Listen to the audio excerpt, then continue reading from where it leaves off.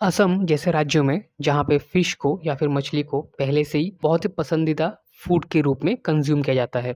लेकिन यहाँ पे जो मछली का प्रोडक्शन है, ये बहुत ही कम था।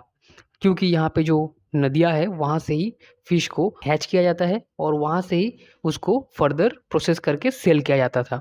लेकिन जो बेसिकली प्रोडक्शन है, जो प्रोडक्शन यूनिट होता है और जहाँ पे रियरिंग किया जाता है, ब्रीडिंग किया जाता है मछलियों को, तो वो उस तरह से असम में कभी देखा नहीं गया था पहले। लेकिन जब 2015-16 में प्रधानमंत्री मत्स्य संपदा योजना को लॉन्च किया गया था बाय द यूनियन गवर्नमेंट, तब ये देखा गया है कि असम में जो ब्लू रिवॉल्यूशन है वो अच्छे से हो रहा है अभी, और असम भी अभी फिश प्रोडक्शन के मामले में और अच्छे से ग्रो कर रहा है।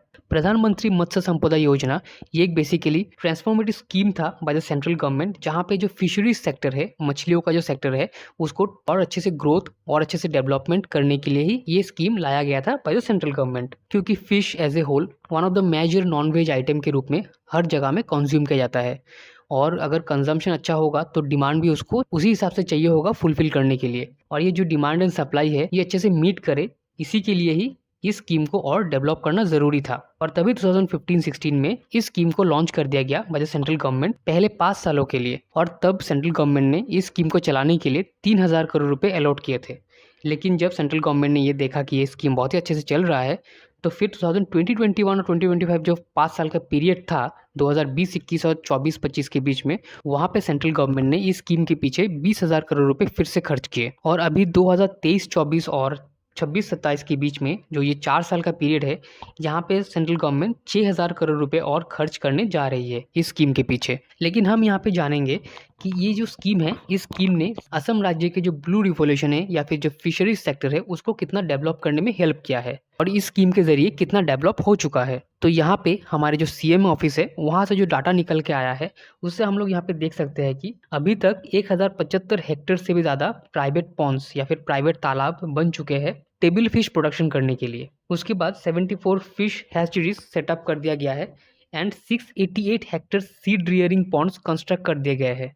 उसके बाद 36 फिश फीड मिल्स ऑपरेशनल है अभी, यानी कि 36 मछलियों के खाने का जो मिल्स है, जहाँ पे मछलियों का खाना बनता है, वो ऑपरेशनल है, वो अभी फिलहाल चल रहा है। उसके बाद 100 से भी ज़्यादा ऐसे जो मछलियों का खाने का जो कारखानाएं हैं, वो अंडर कंस्ट्रक्शन मोड में है, वो बन रहा है। उसके बाद 5 लाख से भी ज़्यादा मछलियों के जो अंडे हैं, वो नेचुरल वाटर में छोड़ दिया गया है। उसके बाद 230 हेक्टेयर से भी ज़्यादा पेन कल्चर सिस्टम डेवलप कर दिया गया है बिल्स में। छोटे छोटे तालाब जो होते हैं, छोटे छोटे जो बिल्स होते हैं, या फिर आप लोग लेक भी कह सकते हो, वहाँ पे 230 हेक्टेयर से भी ज़्यादा पेन कल्चर सिस्टम डेवलप कर दिया गया है।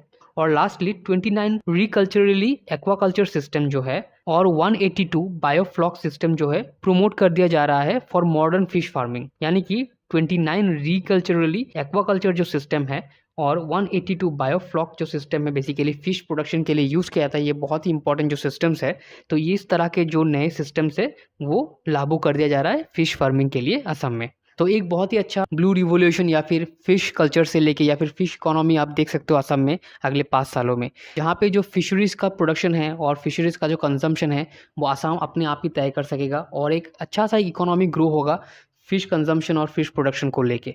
और ये कुछ किताबें हैं जो आप लोग देख सकते हो नॉर्थ ईस्ट के ऊपर में, नॉर्थ ईस्ट इंसर्जेंसी। आप एपीएससी अगर यूपीएससी के लिए प्रिपरेशन कर रहे हो, तो अगर इंसर्जेंसी या फिर इंटरनल सिक्योरिटी के ऊपर में आप जानना चाहते हो, तो ये किताब आप प्रेफर कर सकते हो। नॉर्थ ईस्ट के सभी राज्यों के ऊपर में बना हुआ ये किताब है।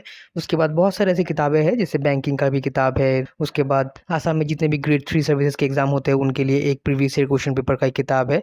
और ऐसे ढेर किताबें आप लोग यहाँ पे चेकआउट कर सकते हो, लिंक डिस्क्रिप्शन बॉक्स में भी रहेगा। और बहुत सारी ऐसी किताबें भी है जिसके लिए आपको टेक्स्ट भी करना होगा, तो यहाँ पे भी उन सब किताबों का भी लिंक रहेगा या फिर नंबर दिया हुआ रहेगा, आप लोग वहाँ पे जाके टेक्स्ट कर सकते हो। So thank you for making me a part of your day. Happy learning. God bless you all. Thank you.